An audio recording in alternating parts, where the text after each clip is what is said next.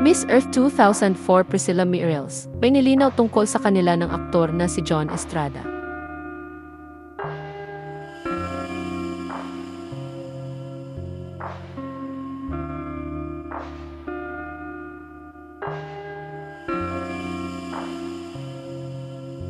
Ikinasal si Miss Earth 2004 Priscilla Mireles at actor John Estrada noong 2011. Mayroon silang anak na babae na si Samantha Anechka na isinilang noong 2012. Matatanda ang ibinunyag ng dating beauty queen sa pep.ph kamakailan na co-parenting ang setup nila ng aktor sa kanilang anak. Naging bisita si Priscilla sa programang Fast Talk with Boy Abunda nitong Biyernes, February 28, 2025. Doon ay nilinaw ng aktres ang tungkol sa estado ng relasyon nila ni John. Bagamat nilinaw ni Priscilla na legal pa siyang kasal kay John, iniwasan namang sagutin ng dating beauty queen kung nagsasama pa ba sila ng aktor. Iginiit ng aktres sa naturang panayam na hindi niya alam ang tungkol sa post ng aktor noong nakaraang taon. Matatandaan kasing sinabi ni John sa kanyang post noong July 2024 na medyo may katagalan na mula nang nagkasundo sila ni Priscilla to take a break sa kanilang pagsasama.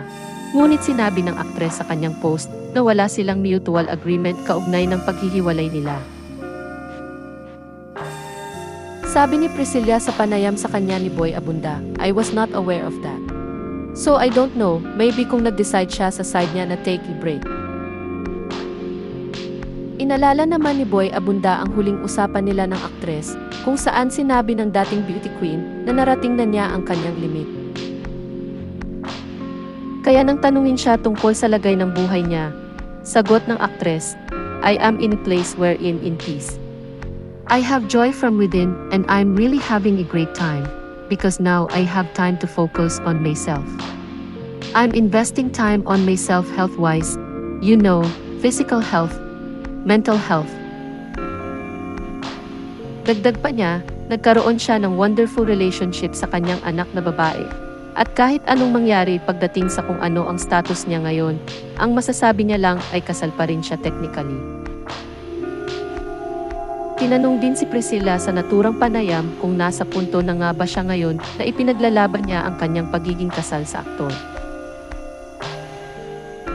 Ayon sa kanya, nasa punto na raw siya ng kanyang buhay na ipinaglalaban niya ang kanyang sarili.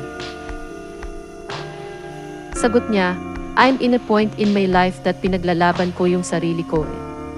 I went back to loving myself, which was lost for many years. And I'm not blaming anyone. It's basically my fault that I got to a point where I was not loving myself anymore. So today, I can say that, oh my gosh, I have so much love because I love myself first. Of course, God, me, and then I have so much love to share."